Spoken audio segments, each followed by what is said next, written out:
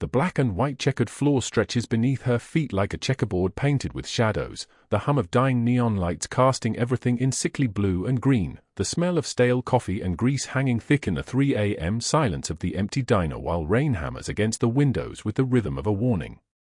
20 men in dark suits line the booths and walls, their shoulders filling the space, their eyes tracking her with a kind of attention that makes the air feel solid, heavy, impossible to breathe through. Tyler Brennan sits in the corner booth, a smirk cutting across his face like a blade wrapped in poison. He reaches across the table and grabs her wrist, the same wrist she has been wrapping in old bandages for 6 months because the bruises never fully fade. His fingers dig in, pressing the place where bone meets tendon, and he leans forward until his breath hits her face. "You think you can refuse me?" His voice is soft, dangerous, the kind of quiet that makes men lean closer to hear it. "Your boy needs expensive care." "Micah, is it? The little one you tuck into that converted closet every night? I could make sure he never gets it. Or I could make sure you spend the rest of your life paying me back." The pain shoots up her arm like lightning. She has endured pain before. Pain is her oldest companion. But this is something else entirely. This is the moment when endurance becomes a choice, and she chooses differently than she has ever chosen before. Her other hand comes up, and the crack of her palm against his face echoes louder than the thunder splitting the sky outside. Louder than the rain. Louder than the sound of 20 men drawing in a synchronized breath and holding it like the world has paused to witness something it was never meant to see. Tyler Brennan's head snaps sideways. A thin line of blood appears at the corner of his mouth. The men do not move. They are frozen the way animals freeze when a predator enters the clearing. One man in the corner booth, tall with salt and pepper hair catching the neon light, eyes like cold steel forged in a place most men never go, sets his coffee cup down with deliberate care. His name is Dominic, though she does not know this yet. What she does not know is that he has been searching for someone exactly like her for 8 years. That the sleeping boy in her apartment, 5-year-old Micah with the dark eyes and the trembling hands and the nightmares that tear him awake screaming, is the son he buried in his heart the same day they told him his child was dead. Silence swallows the room. Valentina Reynolds stands at the edge of her own ruin and does not move. She does not speak. She simply stares at Tyler Brennan with her chin raised and her breathing steady and something in her eyes that looks like a woman who has finally stopped disappearing. The rain continues. Against the window. Against the glass. Against the very edges of this moment that will change everything. If this story is hitting your heart right now, drop a like. Share it with someone who needs to hear it. Subscribe so you do not miss what happens next when everything unravels. Now let us go back to the beginning, to 8 years before this night, when Valentina Reynolds first learned what it meant to become invisible. 8 years earlier. A different city. A different rain. She is 22 years old but looks decades older, the kind of aging that comes from sleeping under overpasses and eating from dumpsters and learning that the world does not love girls who have nowhere else to go. Her hair is dark brown and falls past her shoulders in waves that refuse to be tamed no matter how many times she braids it. Her eyes are green, the color of old glass, and they are hollow in the way that only eyes become hollow when everything inside has been excavated and left behind. She carries one bag. Everything she owns in the world fits inside a canvas backpack that cost her $2 at a thrift store. Inside this bag is a pair of children's shoes. They are tiny. The sole is barely intact. She found them 6 months ago on the street outside the shelter, and she picked them up and held them against her chest like they might explain something about the world that she had not yet understood. She never put them down after that.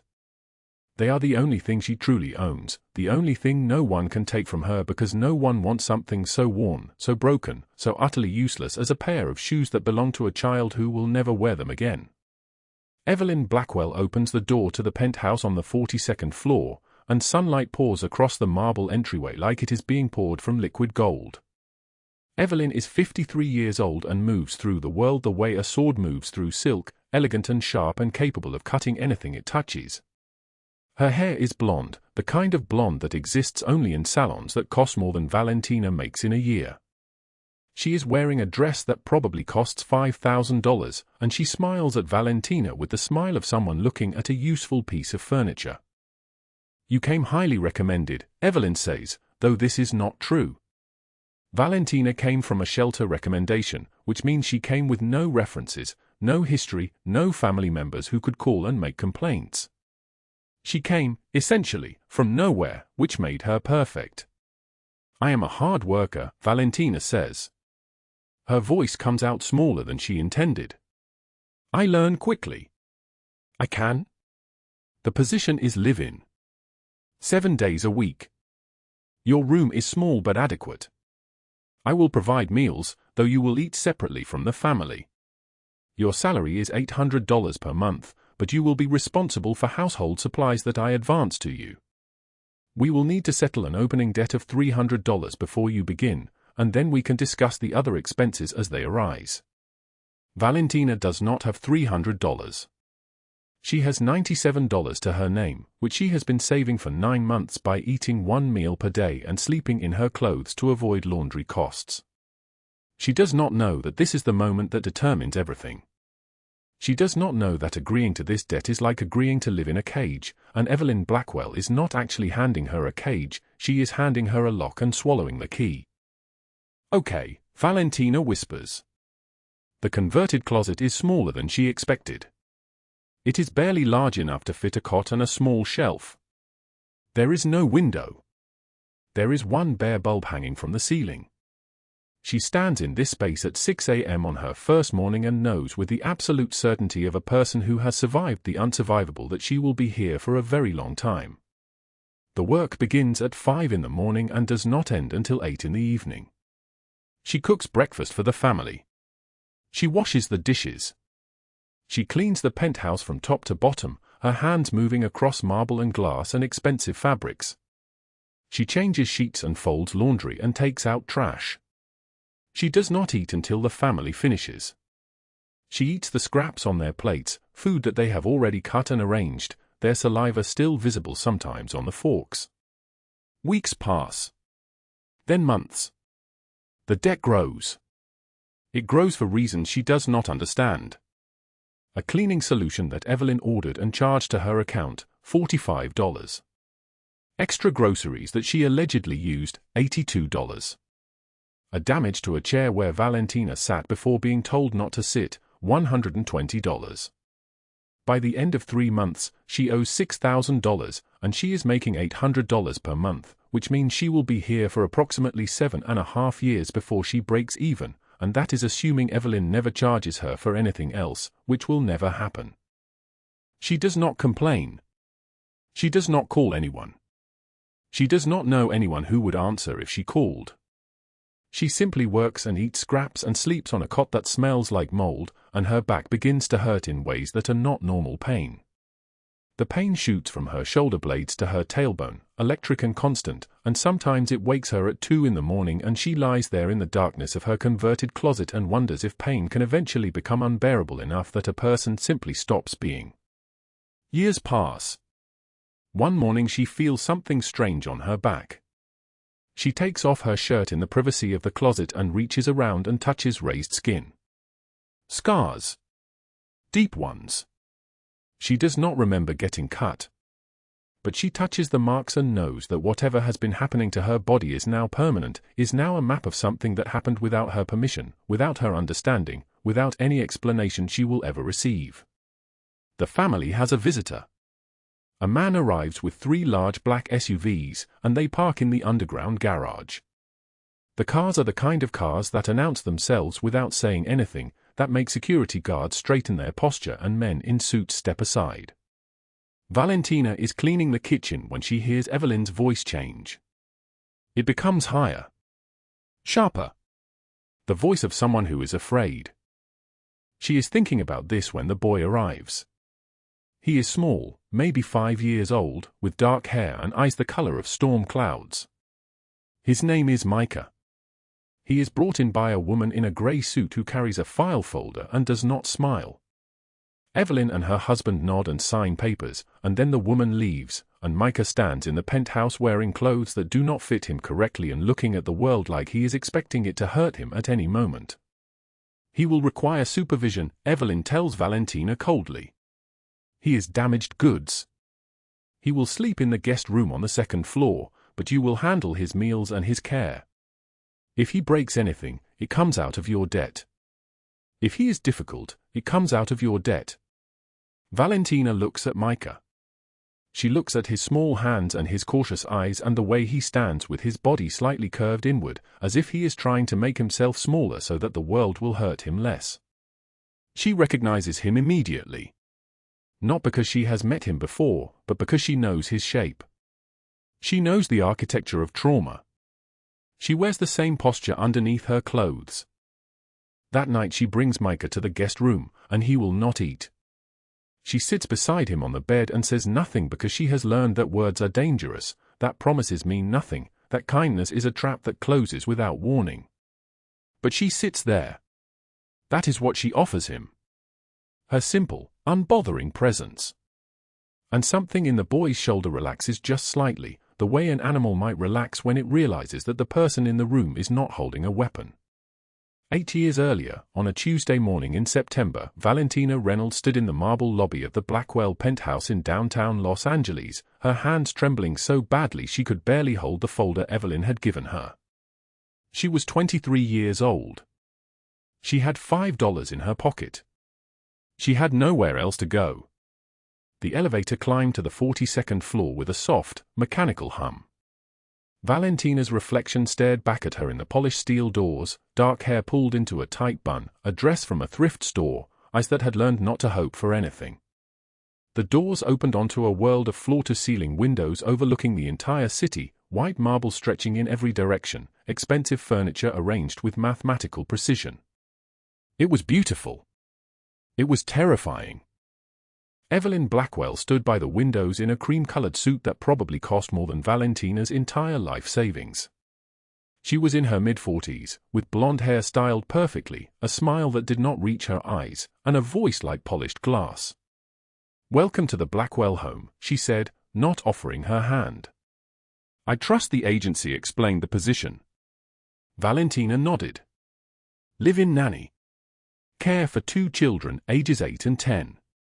Cooking, light housekeeping, tutoring in the evenings. Room and board provided. A signing bonus of $15,000 that Valentina needed like oxygen needs air because there was a medical bill that would not stop growing, a debt that had teeth and was eating her alive. The contract is straightforward, Evelyn continued, walking down a hallway lined with paintings that cost more than houses. But before we discuss terms, let me show you your accommodations. They descended a narrow staircase, then another, down to the lowest level of the penthouse. The air grew cooler. The windows disappeared. What had been luxury became utility. Evelyn stopped in front of a door that looked like it belonged to a storage room, because it did. Inside was a converted closet. A twin mattress on the floor. One small window, high up, that looked out onto the building's air conditioning units. A single wooden chair. A shelf. No dresser, no mirror, no decoration of any kind. It was smaller than some bathroom stalls. "This is temporary, of course," Evelyn said, her tone suggesting it was anything but temporary. "Until you prove yourself. Once you've demonstrated your value to this family, we can discuss an upgrade." She turned, and her smile was a blade. "Shall we go over the contract?" The study was on the 39th floor, all dark wood and leather chairs and books that no one had ever read. Evelyn sat behind a mahogany desk the size of a car. She slid papers across the surface with 2 manicured fingers. "The signing bonus," Evelyn began, "is $15,000. However, there are processing fees. Agency fees. Housing costs, though you can see how minimal your room is. Insurance. Food allocation, you are permitted 1 meal per day with the family, 1 independent meal to be prepared by yourself. The remainder comes from your wages." Valentina's eyes moved down the page.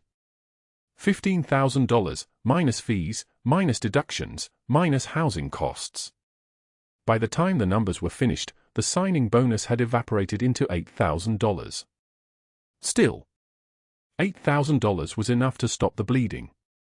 $8,000 was enough to breathe for one more month.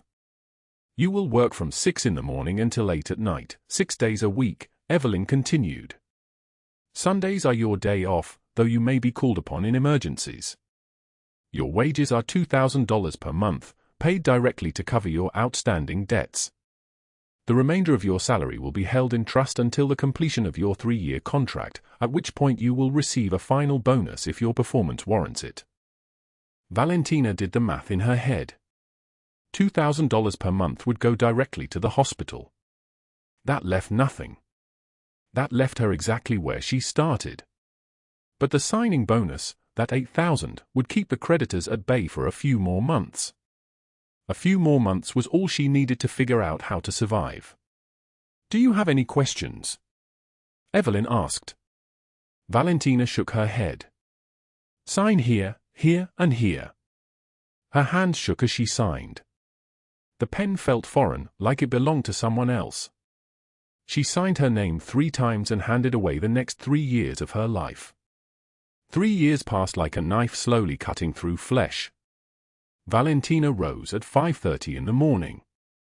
She made breakfast for the children, packed their lunches, helped them dress for school. She cleaned. She organized. She cooked dinner. She tutored. She folded laundry. She organized closets. She scrubbed floors. Her knees developed permanent calluses from kneeling to clean baseboards. Her hands became raw. Her back began to ache in a way that never went away. The Blackwell children, Emma and Thomas, adored her. They brought her drawings they made in school. They wanted her to braid their hair. They asked her to tell them stories at night, stories about princesses and brave knights and happy endings. She told them these stories while her own story was a loop of exhaustion and debt. She ate standing at the kitchen counter, always the leftover scraps. Chicken skin. Bones. Bread crusts. Cold vegetables. She ate fast, so no one would see her. She ate like a ghost, like someone whose hunger did not matter. Evelyn watched everything. How many times Valentina used the bathroom. How much coffee she drank. Whether she had spoken to the gardener, or the driver, or anyone outside the family's approved circle. Evelyn kept detailed notes in a leather journal. She built a case. A narrative. A story of a girl who was stealing, who was ungrateful, who could not be trusted. On Valentina's 24th birthday, she asked Evelyn for a single day off. "The children have a recital next week," Evelyn said, seated at her desk, not looking up from her papers. "They are nervous. They need you for continuity. Surely you understand. A birthday is just a date on a calendar, Valentina. Your responsibility to this family is what matters." Valentina said nothing. Birthdays had stopped mattering years ago. By the time Valentina had worked for the Blackwells for 5 years, she was 28 years old and looked like she was 40. The lines around her eyes had settled into permanence. Her hair had started to turn gray at the temples. Her spine had begun to curve from years of cleaning on her knees. One evening, Evelyn called her to the study. "We have a problem," Evelyn said. Her voice was serene, which meant something was very wrong. She gestured to several items laid out on the desk: a diamond bracelet, a porcelain figurine, a silver serving spoon, 3 books. Each item had a photograph of its original location in the penthouse. "These items have gone missing. Several others have been damaged. I have consulted with an insurance appraiser." Valentina's stomach dropped. She had not taken anything. She had broken nothing. But she knew how this worked. She had grown up watching her mother get blamed for things she did not do, watching authority figures believe the woman in the expensive suit instead of the girl in the hand-me-down dress. "The total value," Evelyn continued, opening a folder with the slowness of an executioner raising an axe, "is $47,000. I have documentation. Photographs. Appraisals. I could, of course, contact the police. They are very experienced with this sort of thing: domestic theft, untrustworthy employees, girls who are trying to steal their way into a better life. She looked at Valentina with the cold, measured patience of someone playing chess against an opponent who did not know the game. Or, Evelyn said, you could take responsibility. You could acknowledge your debt and work to repay it. You understand, don't you? The choice is yours. Valentina understood perfectly. She understood that there was no choice. She understood that a girl like her, invisible, poor, powerless, would never win against a woman like Evelyn Blackwell in any court, any police station, any system of authority. I understand, Valentina whispered. Excellent, Evelyn smiled. Then we have an agreement. $47,000 to be deducted from your wages. At your current rate, it should only take you approximately 2 years to repay, though of course interest will accrue. Interest? Of course there was interest. The debt became a living thing. It grew. It multiplied. 8 years passed. 3 years became 5. 5 became 8. The Blackwell children went away to boarding school. The penthouse became quieter, emptier, more like a mausoleum than a home.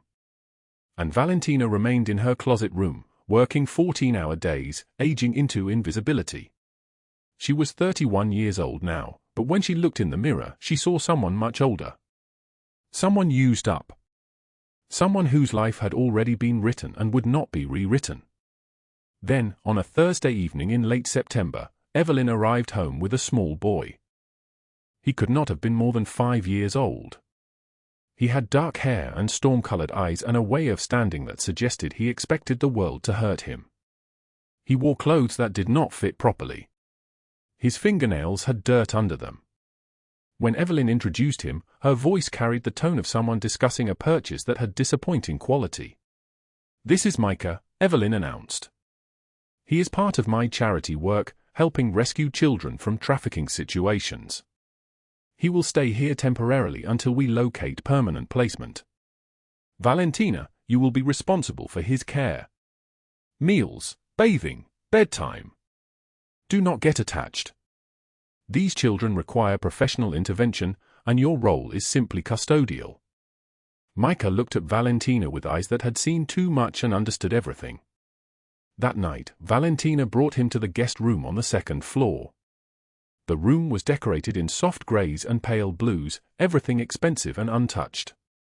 Micah stood in the center of the carpet and did not move. "There is dinner," Valentina said softly. "Chicken, rice, vegetables. Would you like to eat?" Micah did not respond. He did not move. He did not blink. Valentina sat down on the floor, far away from him, her back against the wall. She said nothing. She had learned that words were dangerous, that promises meant nothing, that kindness often came with teeth. But she sat there. That was what she offered him. Her presence. Unbothering. Unhurried. A person in the room who was not asking him to be anything other than what he was. Hours passed. The evening grew dark. The city lights came on far below, millions of lights in the darkness. Micah remained still, but his shoulders began to relax, just slightly. His breathing slowed.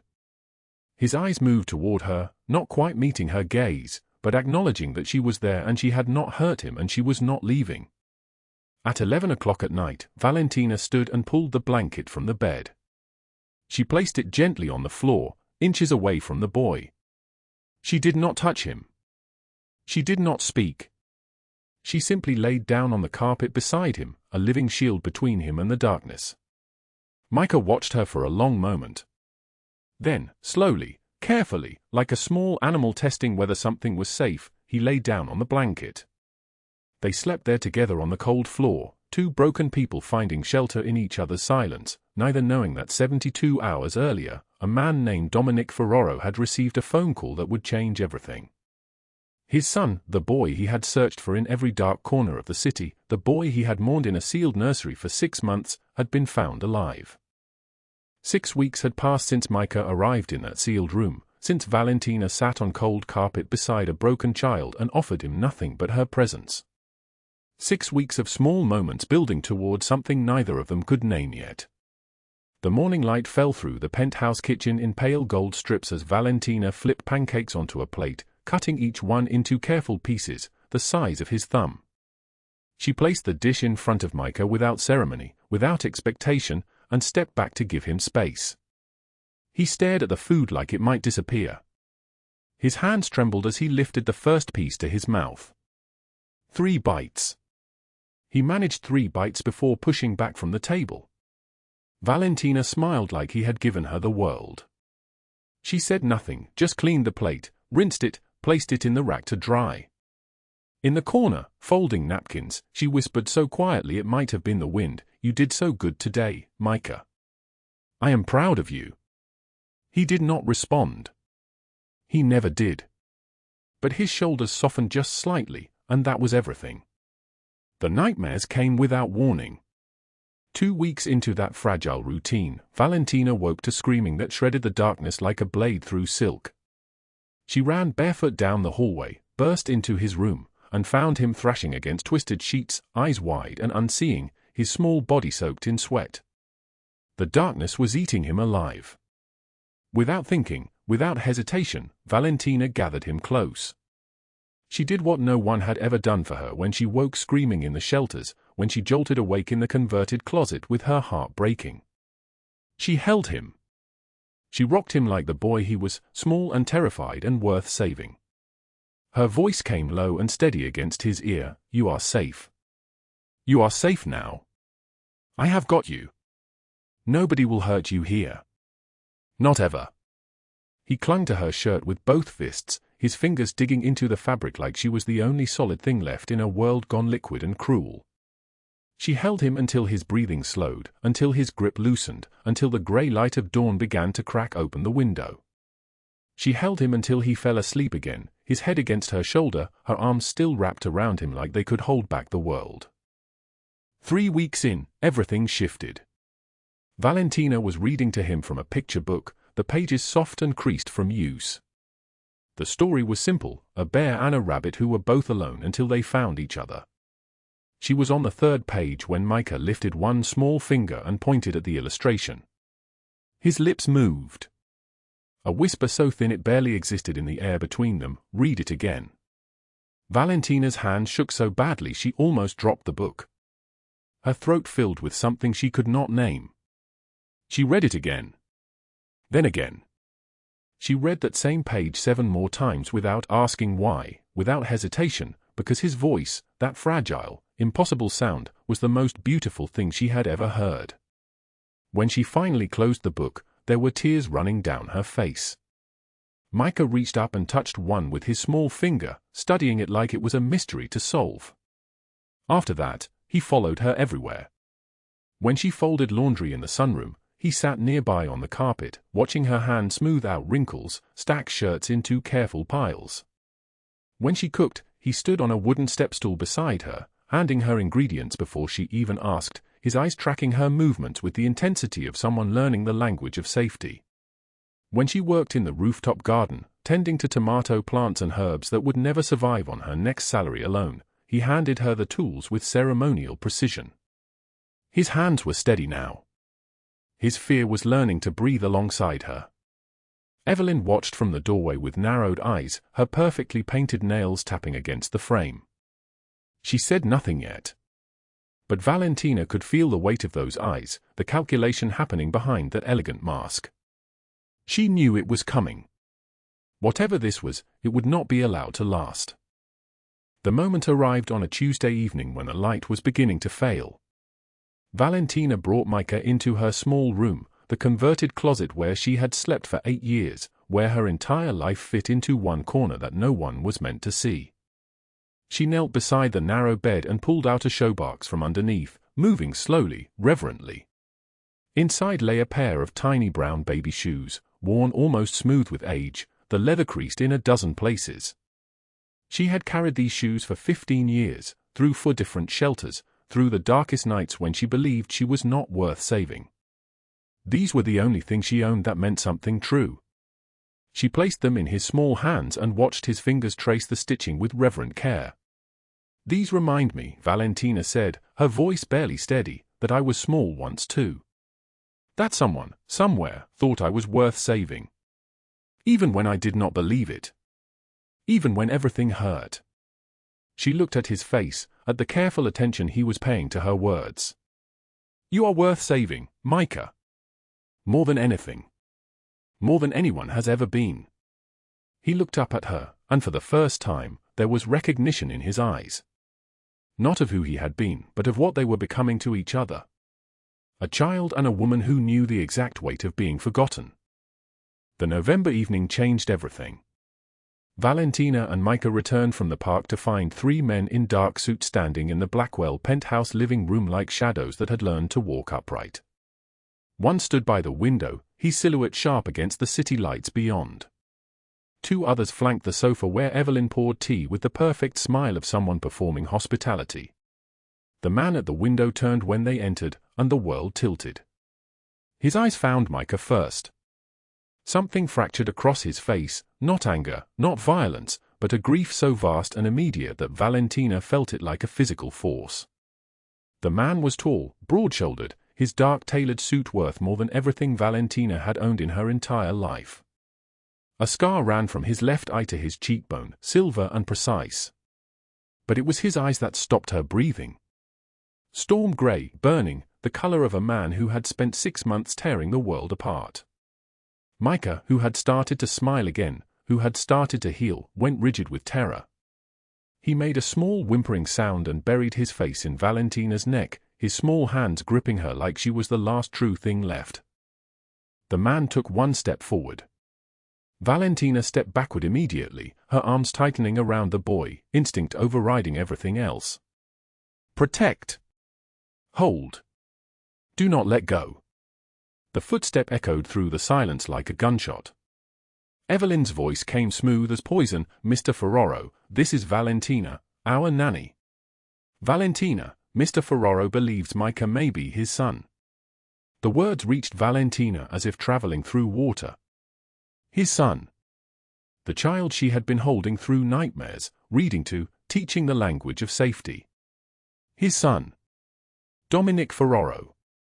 She did not know that name yet, did not understand what it meant, did not know that the man standing in front of her had killed 11 people to get information about this child. She only knew that every muscle in her body was screaming at her to run, to protect, to keep this boy safe from whoever this was. Dominic did not move closer.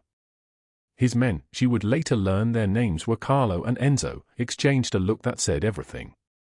Carlo leaned toward Enzo and muttered something so quiet she almost missed it. "In 15 years I have never seen him like this." Dominic spoke, his voice deep and rough like something dragged over gravel. "6 months ago, my son was taken from his school. I have been searching ever since. Every single day. Every single hour. He was found 2 weeks ago, recovered from a trafficking operation in the Port District. I have been trying to understand how he came to be with you." His eyes moved from Micah's face to hers, and they were the saddest eyes she had ever seen. "Why does he fear me and trust you?" Valentina's mouth was dry. Her heart was breaking. She asked the only question that mattered, the one that came from the part of her that had learned to protect what was broken. "Does he want to go with you?" Micah whimpered against her shoulder and clutched her shirt tighter. Dominic's face fractured like glass. "Then he stays with me," Valentina said quietly, "until he is ready." "Not before." "Not ever before he is ready."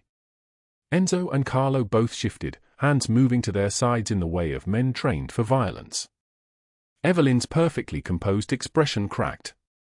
"Valentina, you cannot possibly understand what you are." Dominic raised one hand and Evelyn went silent. He studied Valentina for a long moment, taking in everything, the second-hand clothes that had been washed so many times the fabric was nearly translucent, the exhausted eyes that still held something unbreakable, the way Micah had stopped trembling because he was against her chest. Finally, he asked, "What is your name?" "Valentina Reynolds." He nodded slowly, like he was memorizing it. "Then Valentina Reynolds, I will return tomorrow. We will talk." He turned to leave, his men following. At the doorway, he paused without looking back. "Thank you for keeping him alive." The door closed. The silence that followed was so complete you could hear the building settling, the faint hum of the city far below, the sound of Micah's breathing finally beginning to slow. Evelyn's voice cut through the quiet like a blade. "Do you have any idea what you have just done?" She crossed the living room, each footstep deliberate, calculated. Valentina moved backward, still holding Micah, until her back met the wall. Evelyn stopped inches away, her smile pure ice, her eyes reflecting the city lights in perfect geometric shapes. "That man is Dominic Ferraro. He owns half this city. He owns the police, the judges, the hospitals. He has killed people for looking at him wrong. And you just told him no." "He is a child," Valentina said, her voice steady even though everything inside her was shattering, "not a possession." Evelyn's laugh was the sound of breaking glass. "You are so naive. So desperately, dangerously naive." She reached out and touched Valentina's chin with one perfectly manicured finger, tilting her face up. "You owe me $65,000, dear. Due in 12 days. And I think I will be calling that in now. Unless you cooperate with a very simple request." "What request?" The words came out as a whisper. "You will find out soon enough." "And Valentina?" Evelyn dropped her hand. "If you tell Dominic Ferraro anything about your debt, about our arrangement, about anything at all, I will ensure that you spend the next 20 years in federal prison. For theft. For fraud. For crimes you did not even know you were committing while you worked in my home." She stepped back, straightened her dress, restored her smile. "We will talk later. Right now, you should put the boy to bed. He looks exhausted." Dominic returned the next evening at 6 o'clock, alone. He requested to speak with Valentina privately, but she refused to leave Micah, so they sat in the Blackwell kitchen, the boy between them at the table, coloring in a book with infinite patience. Dominic did something his men would never have believed if they had witnessed it. He got down on one knee to be at Micah's eye level, and his voice, when he spoke, was gentle in a way that sounded like he was learning the word for the first time. "I am your papa. I know you do not remember me. I know you are scared. But I have been looking for you every single day. And now I have found you." He reached out very slowly and touched Micah's cheek with the back of one finger. "Will you let me know you again?" Micah looked up at Valentina. She nodded. "It is okay. You are safe." Dominic rose and sat at the table, and something shifted in the room. The air became different. Valentina felt it the way you feel the moment before a storm breaks. While Micah colored, Dominic spoke in a low voice that barely reached across the table. "How did you come to care for him?"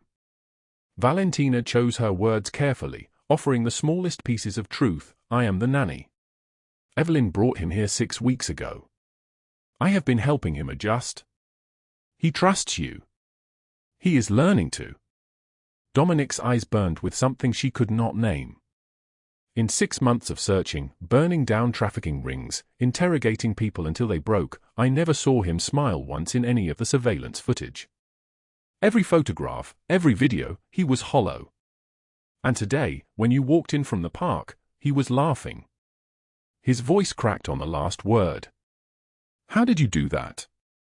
Valentina saw it then, beneath the expensive suit and the scarred face and the power that emanated from him like heat from a flame.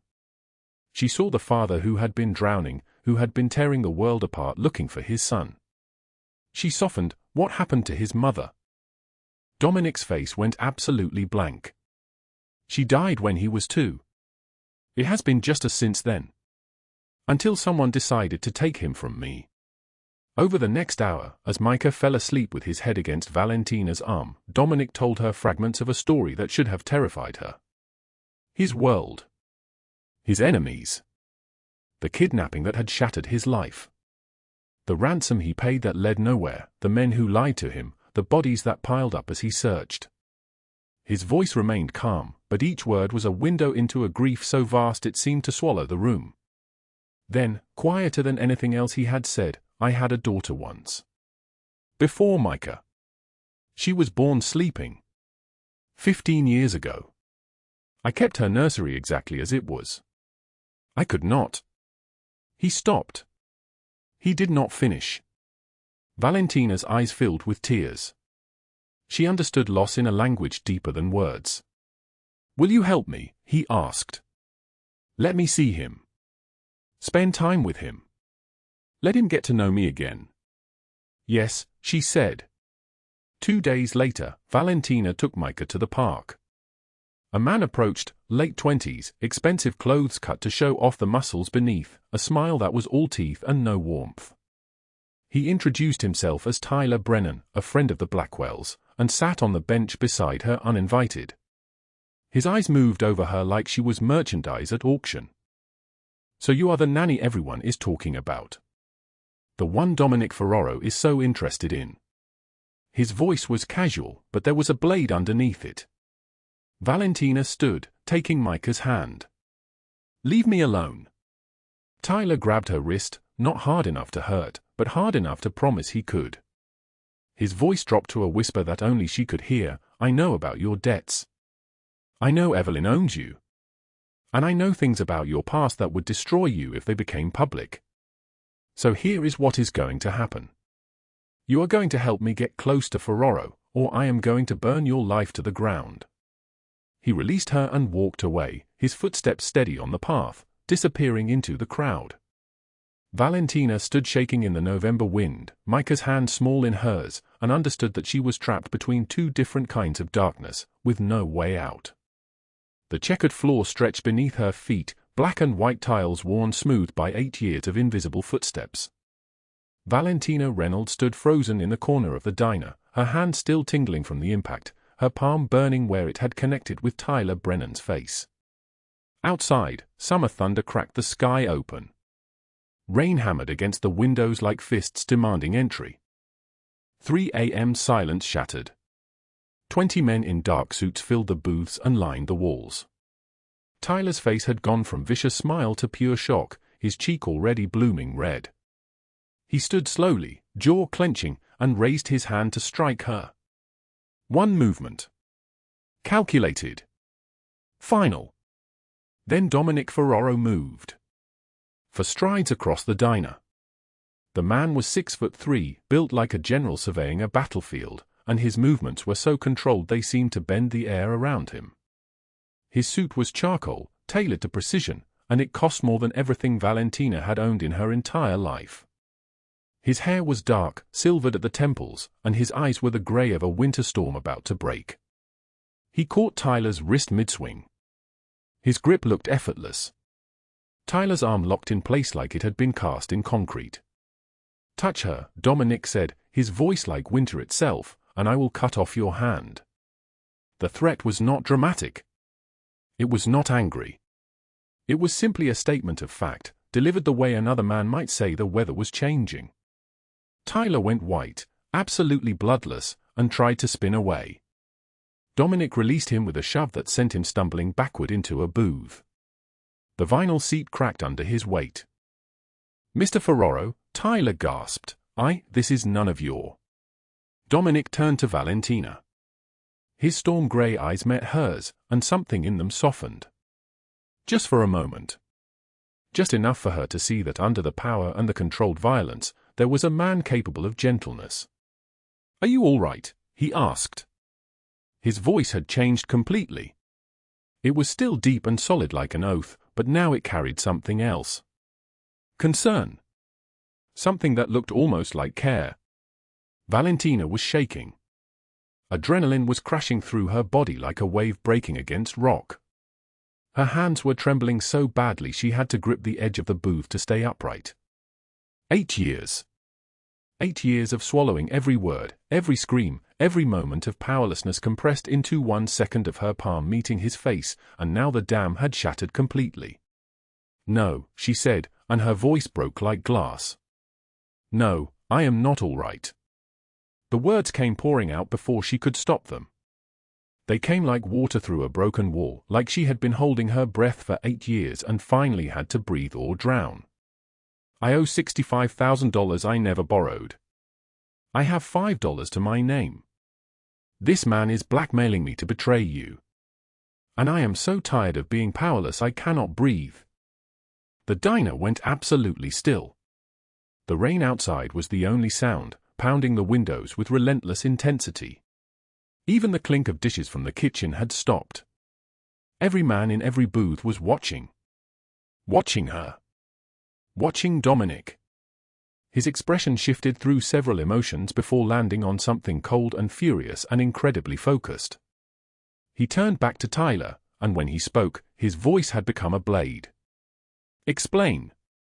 Tyler tried to bluster, tried to summon some of that vicious confidence. It died in his throat. Dominic made one small gesture, just a tilt of his head, and Carlo was moving. Carlo was tall, scarred from temple to cheekbone, and when he twisted Tyler's arm behind his back, it was done with the efficiency of a man who had done this 1,000 times before. Tyler screamed. Not in pain, but in panic. The phone, Tyler gasped out. She was supposed to plant a phone. To listen to your conversations. My uncle said we needed leverage. Her debts, the Blackwell woman said we could use her debts. She owns the girl, controls her through. Which uncle? Dominic asked. Robert Brennan. He runs the port operations. My father's brother. He said we could. Dominic's expression did not change, but something cold and dangerous stirred in his chest.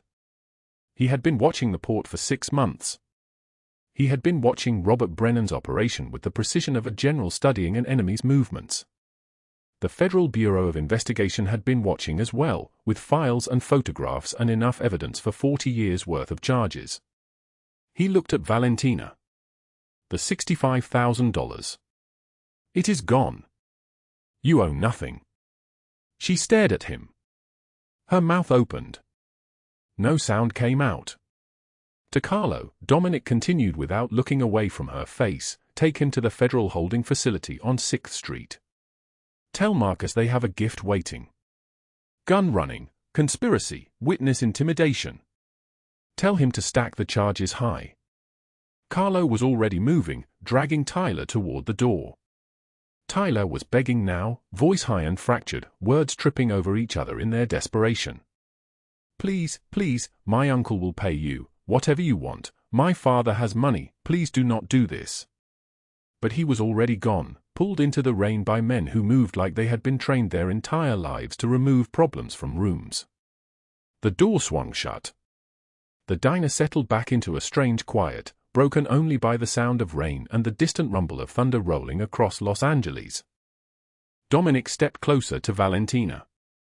Close enough that she could smell his cologne, something expensive and complex like cedar and leather and something darker underneath. Close enough that she could see the faint silver scar running from his left eye down to his cheekbone. Close enough that when he spoke, his voice reached only her. What is your name? Valentina, she whispered. Valentina Reynolds. I am Dominic Ferraro. He paused, as if deciding what to say next. You were very brave. What you just did, the people around you will spend their entire lives discussing it. The woman who slapped Tyler Brennan in front of 20 men and did not flinch when the consequences came. I did not mean to, she said. I could not. You stood up, Dominic said. You stopped being invisible. Meanwhile, 36 hours away, the sun was already rising. FBI tactical teams moved through the Blackwell penthouse like ghosts. 12 men in black gear, weapons held at ready, their breathing the only sound except for the soft click of doors being breached. They knew the layout. They had studied the blueprints for weeks. Evelyn Blackwell was woken by agents surrounding her bed, their tactical vests blocking out the dawn light. For the first time in her life, her elegant composure cracked. Just barely. Just enough for Valentina to have seen it, if she had been there. Evelyn Blackwell, the lead agent said, his voice official and implacable, you are under arrest for racketeering, fraud, conspiracy, and human trafficking. This is absurd, Evelyn tried, her voice still dripping with authority. I have lawyers. "Your lawyers are welcome to meet you at the federal courthouse," the agent said. "The charges carry 40 years minimum." She was led out in handcuffs, her silk nightgown suddenly looking like nothing at all, her perfectly styled hair coming loose at the edges. News cameras were there, mysteriously, perfectly positioned, capturing every moment of her descent. The elegant Evelyn Blackwell, owner of the penthouse, employer of invisible people, architect of other people's suffering, reduced to a woman in handcuffs with her face exposed and her secret spilling into the morning light. At the same hour, on the other side of the city, Tyler Brennan woke in a different kind of darkness.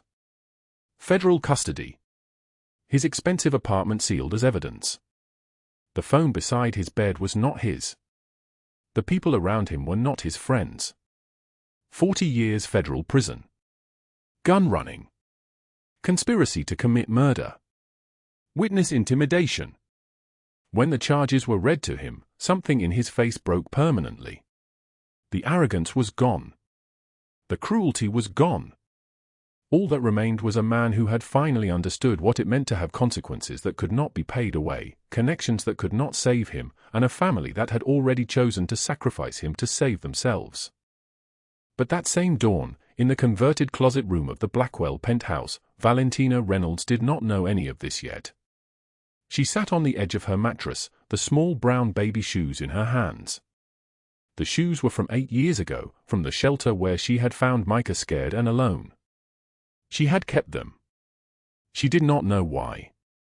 Some part of her had held onto them like they were proof that at least one person in the world could be saved. The rain had stopped. Water still dripped from the gutters outside her tiny window. She was so tired. Bone-tired. Soul-tired. The kind of tired that came from 8 years of surviving on $5 and hope and the belief that someday it would get better. She thought about walking away. Disappearing into the city. Letting it swallow her like it had swallowed so many invisible people before her. Her hands shook as she held the shoes. Then she heard it, small footsteps in the hallway. Soft padding of bare feet on carpet. The door to her closet room pushed open slowly, and Micah stood there, silhouetted against the hallway light. He was wearing the old t-shirt he slept in, and he was holding his stuffed lion, the one Valentina had sewn together from scraps of fabric 3 years ago. He climbed onto the mattress beside her, his small body fitting against hers naturally, like they had been made to fit together like this. He curled against her side. His eyes were still sleepy, still that uncertain blue of a child learning to trust that darkness does not always mean danger. He whispered 2 words that changed everything. "Love you." Valentina broke. She held him against her chest and cried into his hair, and in that moment, she made a decision that would reshape her entire life. Even if she had nothing else. Even if she had $5 and a closet room and no prospects and everything stacked against her. Even if the world had taught her to be invisible. She had this. She would fight for this. 3 blocks away, in a black car parked across from the Blackwell building, Dominic sat in the back seat and watched FBI agents lead Evelyn Blackwell away in handcuffs. His lieutenant Enzo sat beside him, but neither man spoke. They did not need to.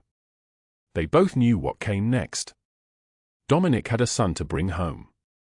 And a woman who had just learned to stop being invisible.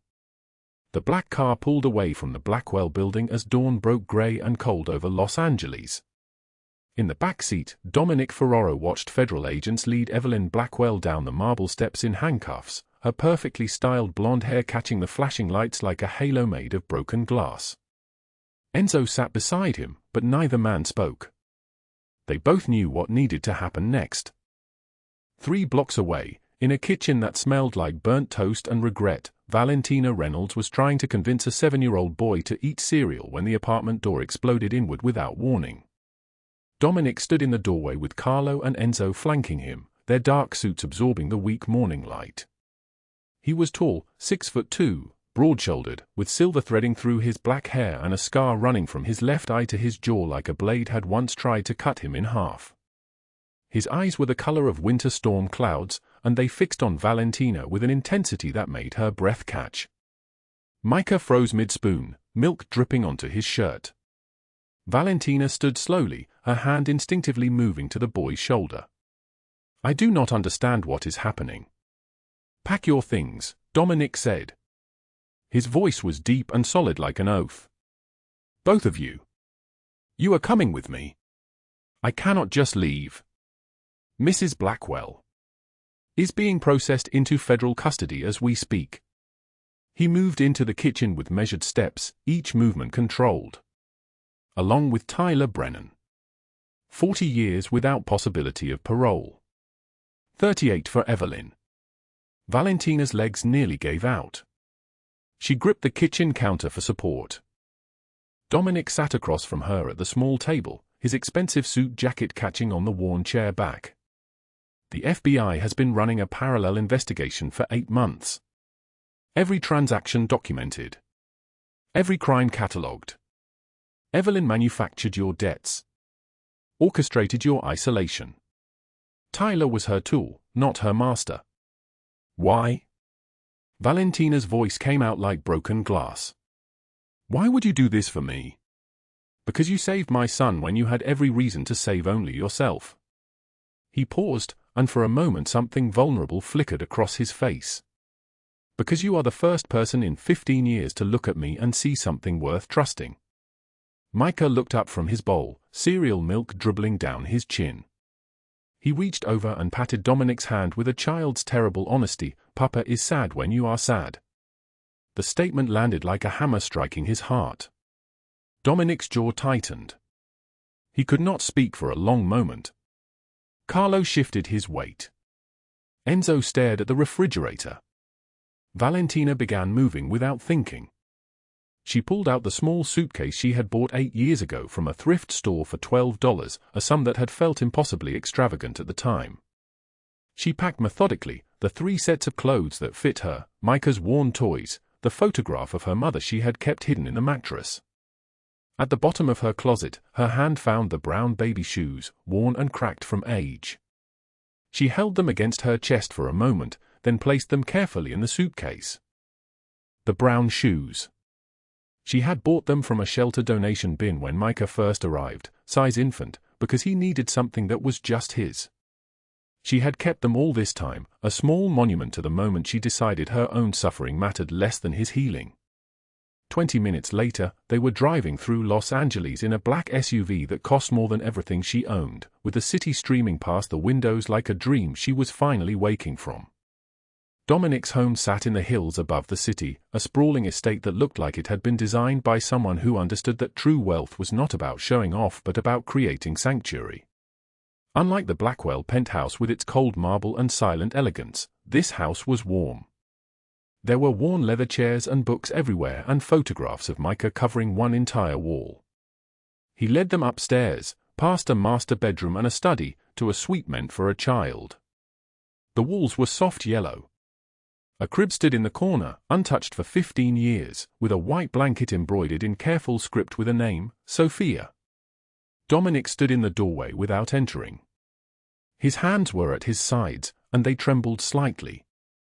I kept this room, he said, his voice barely above a whisper.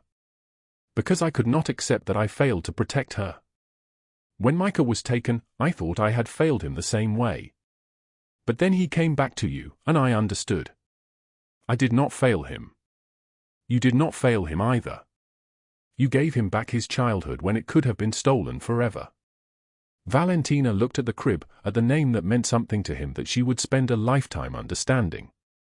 She said nothing because there was nothing to say.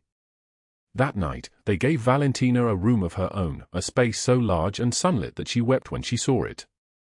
The bed had real sheets, cotton that had been washed soft. There was a window overlooking the garden, and she sat there in the darkness and watched the city lights scatter across the hills like fallen stars. 3 days passed. Then a week. Micah adjusted to his father slowly, carefully, still reaching for Valentina first when he woke from nightmares. She watched them together and saw the resemblance unfold like a photograph developing, the same thoughtful eyes, the same way of tilting his head when he was thinking. Love was rebuilding itself in the space between them like a garden after winter. One evening, Dominic found her in the kitchen, cutting vegetables for dinner. Carla was in the study. Enzo was somewhere in the grounds. It was just the two of them in the warm, ordinary light of a home. "Stay," Dominic said. Valentina's knife paused mid-cut. "I do not understand." "Not as a nanny. As family." He moved closer, and the expensive cologne he wore, something that smelled like leather and winter air, surrounded her. "Micah needs you. I need you. I am not good at this, at words, at asking for things. But stay. Let us figure out what this is." Valentina looked at the vegetables in front of her, at her hands that had been scarred and calloused for so long they barely remembered gentleness. She thought about the $5 that had been all she had in the world just 1 week ago. She thought about the closet room and the 14-hour days and the belief that someday it would get better. She thought about Micah learning that love did not require suffering as its price. "Okay," she whispered. That night, Micah climbed into her bed during a nightmare, his small body shaking with fear of the dark. She held him against her chest and sang him a lullaby her own mother had sung to her, words in a language she had thought she had forgotten. When she looked up, Dominic was standing in the doorway of her room, watching them with an expression that made something inside him transform. He mouthed, "Thank you." She mouthed back, "Always." The news was everywhere. Every channel showed Tyler Brennan and Evelyn Blackwell being led away in handcuffs, their faces blank with the shock of consequence. Tyler's hands shook as federal agents placed him in the back of a car. Evelyn's perfectly maintained composure finally shattered, her expensive dress wrinkled, her hair loose around her shoulders. Valentina watched from the living room with Dominic beside her. She had expected to feel triumph, but instead she felt only tired relief, like a long fever breaking. "Is it enough?" Dominic asked quietly. "It is more than I ever thought I would get," she said. "Justice. Proof that I mattered." 6 months later, spring had transformed Los Angeles into something gentler. The sky was that particular shade of blue that only existed in the weeks before summer, when the air still held possibility. Valentina stood in Micah's bedroom, watching him play with his father on the carpet. The walls were the color Micah had chosen himself, bright blue like the sky he was learning to love. Micah was 7 now, thriving, his laughter filling the house like light. He ran to her, breathless with joy. "Mama, watch this." She froze. Her eyes found Dominic's, and she saw herself reflected there, not invisible, not broken, but seen. Loved. Chosen. She knelt, and Micah crashed into her arms. She whispered against his hair, "I am watching, baby. I am always watching." That night, after Micah slept, Valentina and Dominic sat in the garden under string lights that looked like captured stars. The air smelled like jasmine and new growth.